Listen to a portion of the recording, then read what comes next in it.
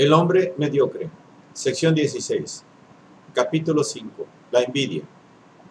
1. La pasión de los mediocres. 2. Psicología de los envidiosos. Esta es una obra del maestro José Ingenieros. Capítulo 5. La envidia. 1. La pasión de los mediocres. La envidia es una adoración de los hombres por las sombras, del mérito por la mediocridad. Es el rubor de la mejilla sonoramente abofeteada por la gloria ajena. Es el grillete que arrastran los fracasados. Es el acíbar que paladean los impotentes. Es un venenoso humor que emana de las heridas abiertas por el desengaño de la insignificancia propia. Por sus horcas caudinas pasan, tarde o temprano, los que viven esclavos de la vanidad.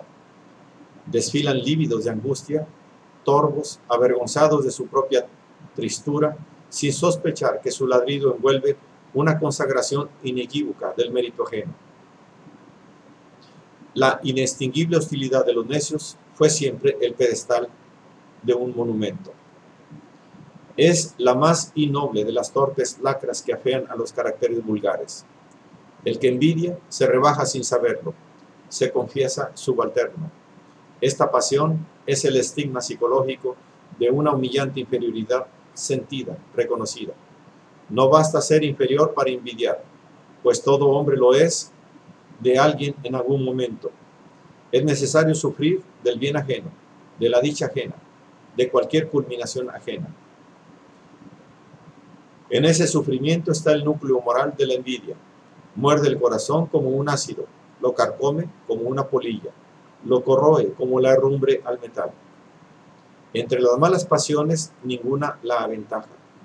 Plutarco decía, y lo repite La Rochefoucauld, que existen almas corrompidas hasta jactarse de vicios infames, pero ninguna ha tenido el coraje de confesarse envidiosa. Reconocer la propia envidia implicaría, a la vez, declararse inferior al envidiado. Trátese de pasión tan abominable y tan universalmente detestada, que avergüenza al más impúdico y se hace lo indecible por ocultarla. Sorprende que los psicólogos la olviden en sus estudios sobre las pasiones, limitándose a mencionarla como un caso particular de los celos. Fue siempre tanta su difusión y su virulencia que ya la mitología grecolatina le atribuye origen sobrehumano, haciéndola nacer de las tinieblas nocturnas. El mito le asigna cara de vieja horriblemente flaca y exangüe, cubierta de cabeza de víboras en vez de cabellos. Su mirada es hosca y los ojos hundidos, los dientes negros y la lengua untada con tóxicos fatales. Con una mano hace 3 serpientes y con la otra una hidra o una tea. Incuba en su seno un monstruoso reptil que la devora continuamente y le instila su veneno. Está agitada, no sonríe. Su sueño nunca cierra los párpados sobre sus ojos irritados. Todo suceso feliz le aflige o atiza su congoja. Destinada a sufrir, es el verdugo implacable de sí misma. Es pasión traidora y propicia a las hipocresías. Es al odio como la ganzúa a la espada. La emplean los que no pueden competir con los envidiados. Con los ímpetus del odio puede palpitar el gesto de la garra que en un desesperado estremecimiento destroza y aniquila. En la subrepticia reptación de la envidia solo se percibe el arrastramiento tímido del que busca morder el talón. Teofrasto creyó que la envidia se confunde con el odio o nace de él, opinión ya enunciada por Aristóteles, su maestro. Plutarco abordó la cuestión, preocupándose de establecer diferencias entre las dos pasiones.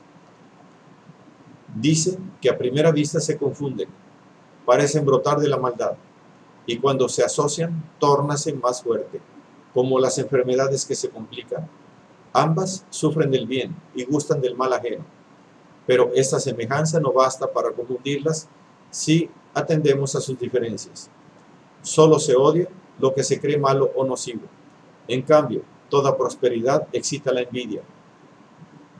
Como cualquier resplandor, irrita los ojos enfermos.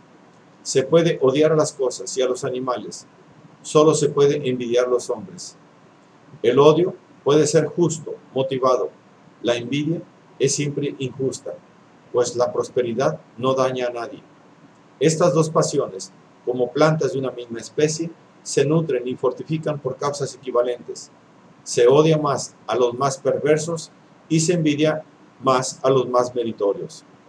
Por eso Temístocles decía en su juventud que aún no había realizado ningún acto brillante, porque todavía nadie le envidiaba. Así como las cantáridas prosperan sobre los trigales más rubios y los rosales más florecientes, la envidia alcanza a los hombres más famosos por su carácter y por su virtud. El odio no es desarmado por la buena o la mala fortuna, la envidia sí. Un sol que ilumina perpendicularmente desde el más alto punto del cielo reduce a nada o muy poco la sombra de los objetos que están debajo. Así, observa Plutarco, el brillo de la gloria achica la sombra de la envidia y la hace desaparecer. El odio que injuria y ofende es temible. La envidia que calla y conspira es repugnante. Algún libro admirable dice que ella es como las caries de los huesos. Ese libro es la Biblia, casi de seguro, o debiera serlo.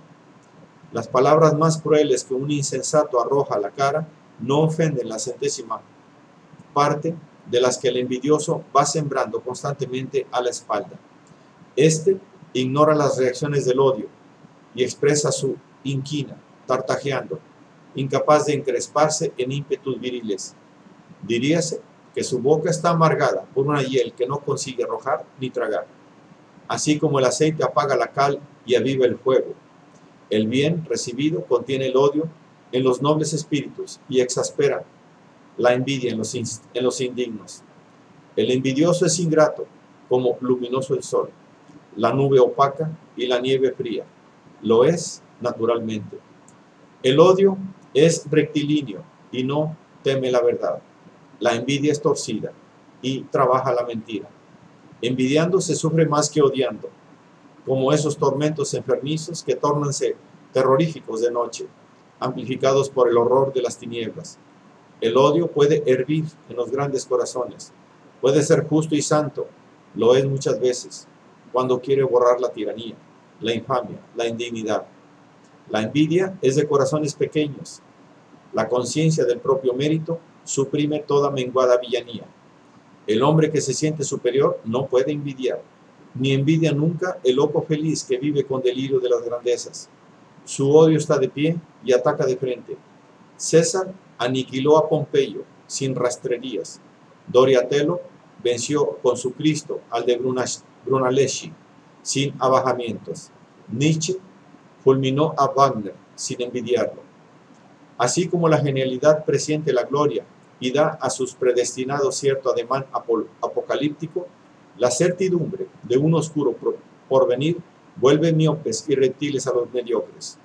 Por eso los hombres sin méritos siguen siendo envidiosos a pesar de los éxitos obtenidos por su sombra mundana, como si un remordimiento interior les gritara que los usurpan sin merecerlos.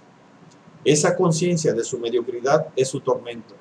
Comprenden que solo pueden permanecer en la cumbre, impidiendo que otros lleguen hasta ellos y los descubran.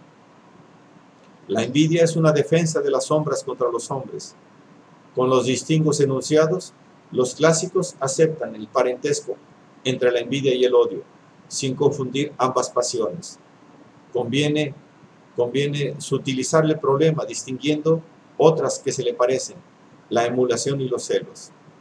La envidia, sin duda, arraiga, como ellas, en una tendencia efectiva, pero posee caracteres propios que permiten diferenciarla. Se envidia lo que otros ya tienen y se desearía tener, sintiendo que el propio es un deseo sin esperanza. Se cela lo que ya se posee y se teme perder. Se emula en pos de algo que otros también anhelan, teniendo la posibilidad de alcanzarlo. Un ejemplo tomado en las fuentes más notorias ilustrará la cuestión. Envidiamos la mujer que el prójimo posee y nosotros deseamos. Cuando sentimos la imposibilidad de disputársela, celamos la mujer que nos pertenece. Cuando juzgamos incierta su posesión y tememos que otro pueda compartirla o quitárnosla. Competimos sus favores de noble emulación.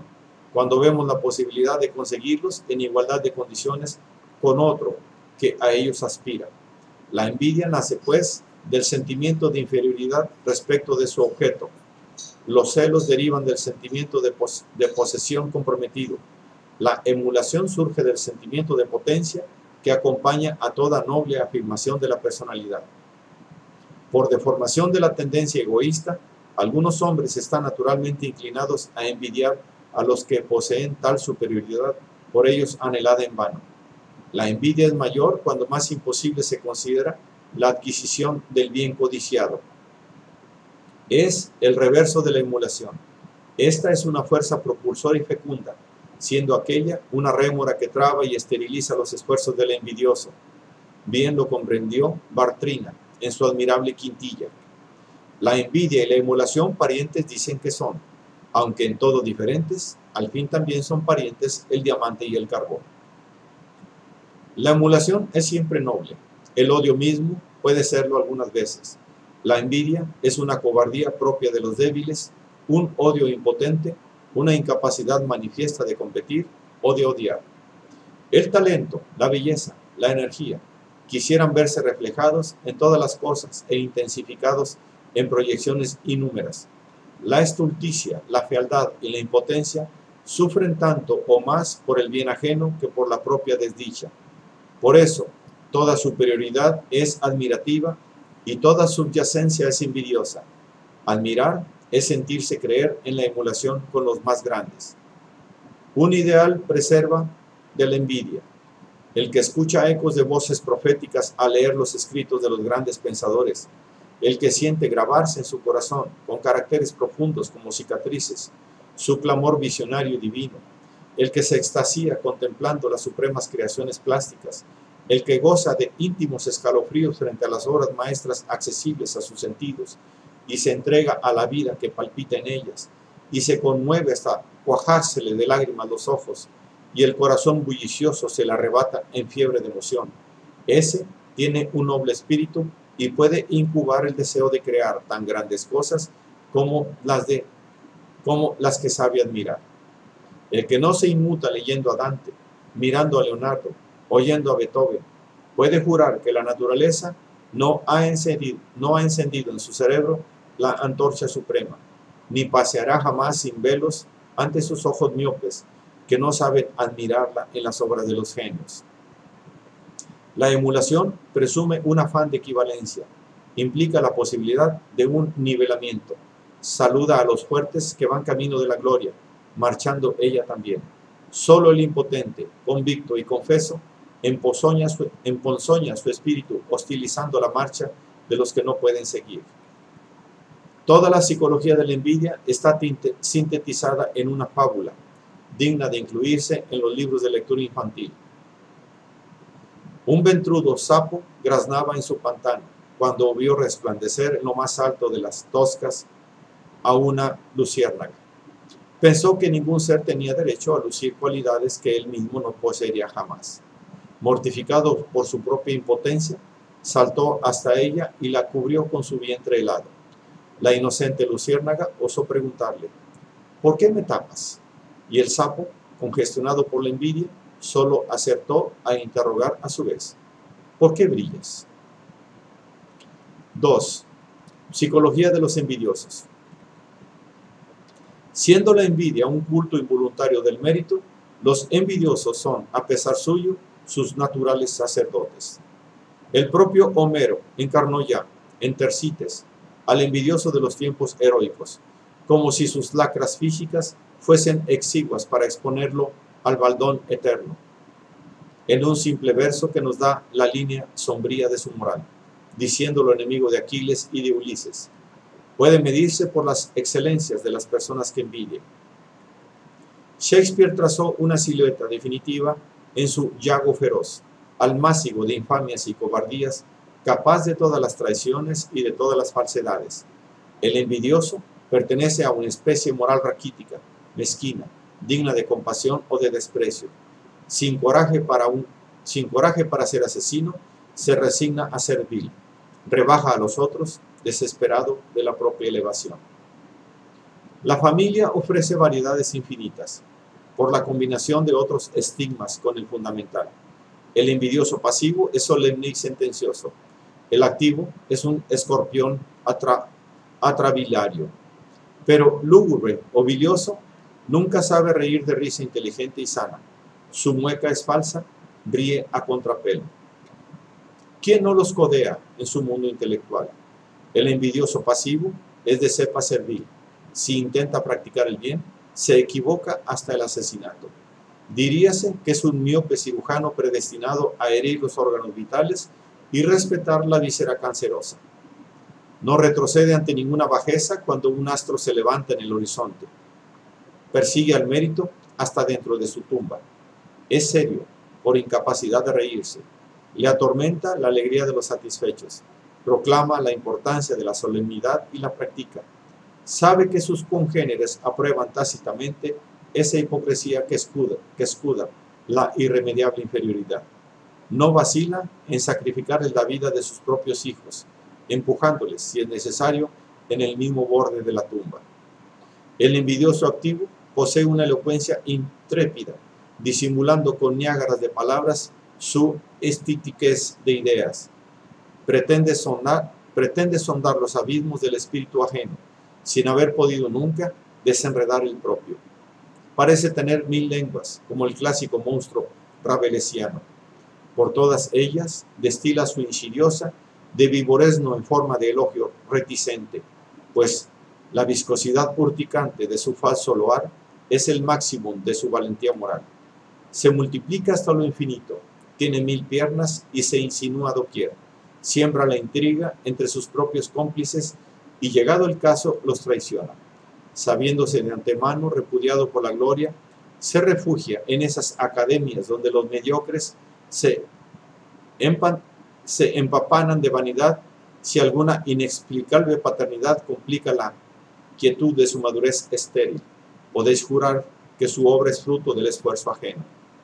Si es cobarde para ser completo, se arrastra ante los que turban sus noches con la aureola del ingenio luminoso, besa la mano del que le conoce y le desprecia, se humilla ante él. Se sabe inferior, su vanidad solo aspira a desquitarse con las frágiles compensaciones de la sangamanga a ras de tierra. A pesar de sus temperamentos heterogéneos, el destino suele agrupar a los envidiosos en camarillas o en círculos, sirviéndoles de argamasa el común sufrimiento por la dicha ajena. Allí desahogan su pena íntima, difamando a los envidiosos y virtiendo toda su hiel como difamando a los envidiados y vertiendo toda su hiel como un homenaje a la superioridad del talento que los humilla. Son capaces de envidiar a los grandes muertos, como si los detestaran personalmente. Hay quien envidia a Sócrates y quien a Napoleón, creyendo igualarse a ellos rebajándolos. Para eso endiosarán a un Brunetier o un Boulanger. Pero esos placeres malignos poco amenguan su desventura, que está en sufrir de toda felicidad y en martirizarse de toda gloria. Rubens lo presintió al pintar la envidia en un cuadro de la Galería Medicea, sufriendo entre la pompa luminosa de la inolvidable regencia. El envidioso cree marchar al Calvario cuando observa que otros escalan la cumbre. Muere en el tormento de envidiar al que le ignora o desprecia, gusano que se arrastra sobre el zócalo de la estatua. Todo rumor de alas parece estremecerlo, como si fuera una burla a sus vuelos gallináceos. Maldice la luz, sabiendo que en sus propias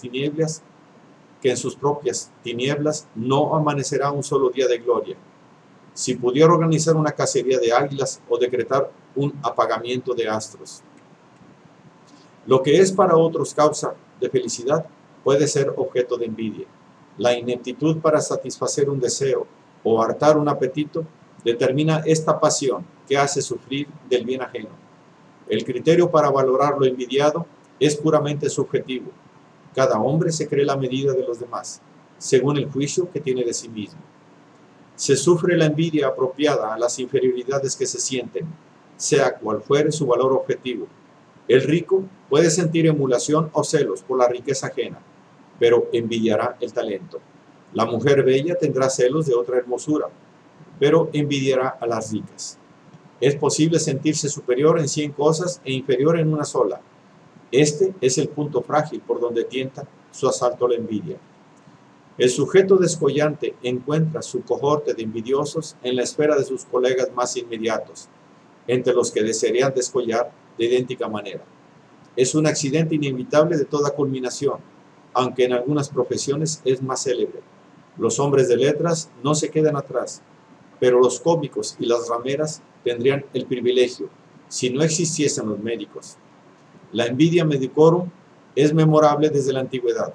La conoció Hipócrates. El arte la ha descrito con frecuencia para deleite de los enfermos sobrevivientes a las drogas. El motivo de la envidia se confunde con el de la admiración, siendo ambas dos aspectos de un mismo fenómeno, solo que la admiración nace en el fuerte y la envidia en el subalterno. Envidiar es una forma aberrante de rendir homenaje a la superioridad. El gemido que la insuficiencia arranca a la vanidad es una forma especial de alabanza. Toda culminación es envidiada. En la mujer, la belleza, el talento y la fortuna en el hombre. En ambos, la fama y la gloria, cualquiera que sea su forma. La envidia femenina suele ser afiligranada y perversa. La mujer da un arañazo con una uña afilada y lustrosa, muerde con dientecillos orificados, estruja con dedos pálidos y finos. Toda maledicencia le parece escasa para traducir su despecho. En ella debió pensar Apeles cuando representó a la envidia, guiando con mano felina a la calumnia. La que ha nacido bella, y la belleza para ser completa requiere, entre otros dones, la gracia, la pasión y la inteligencia, tiene asegurado el culto de la envidia. Sus más nobles superioridades serán adoradas por las envidiosas. En ellas clavarán sus incisivos, como sobre una lima, sin advertir que la pasión las convierte en vestales. 1000 lenguas viperinas le quemarán el incienso de sus críticas. Las miradas oblicuas de las sufrientes fusilarán su belleza por la espalda. Las almas tristes le elevarán sus plegarias en forma de calumnias, torvas como el remordimiento que las atosiga, pero no las detiene. Quien haya leído la séptima Metamorfosis en el libro segundo de Ovidio, no olvidará jamás que a instancia de Minerva fue Aglaura transfigurada en roca, castigando así su envidia de Hercea, la amada de Mercurio. Allí está escrita la más perfecta alegoría de la envidia devorando víboras para alimentar sus furores, como no la perfiló ningún otro poeta de la era pagana. El hombre vulgar envidia las fortunas y las posiciones burocráticas. Cree que ser adinerado y funcionario es el supremo ideal de los demás, partiendo de que lo es suyo. El dinero permite al mediocre satisfacer sus vanidades más inmediatas. El destino burocrático le asigna un sitio en el escalafón del Estado y le prepara ulteriores jubilaciones. De ahí que el proletario envidia al burgués, sin renunciar a sustituirlo.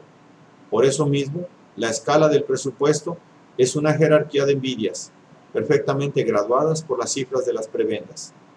El talento, en todas sus formas intelectuales y morales, como dignidad, como carácter, como energía, es el tesoro más envidiado por los hombres.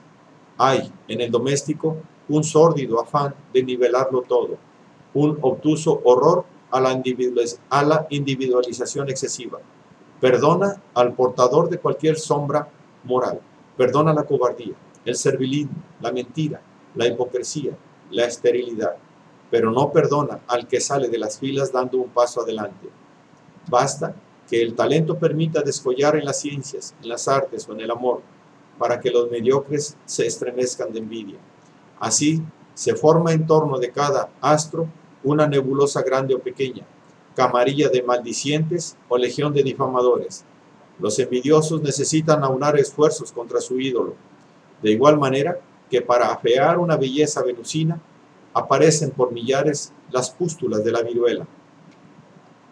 La dicha de los fecundos martiriza a los eunucos, vertiendo en su corazón gotas de hiel que los amargan por toda la existencia. Este dolor es la gloria involuntaria de los otros, la sanción más indestructible de su talento en la acción o el pensar. Las palabras y las muecas del envidioso se pierden en la ciénaga, donde se arrastran, como silbidos de reptiles que saludan el vuelo sereno del águila que pasa en la altura, sin oírlos.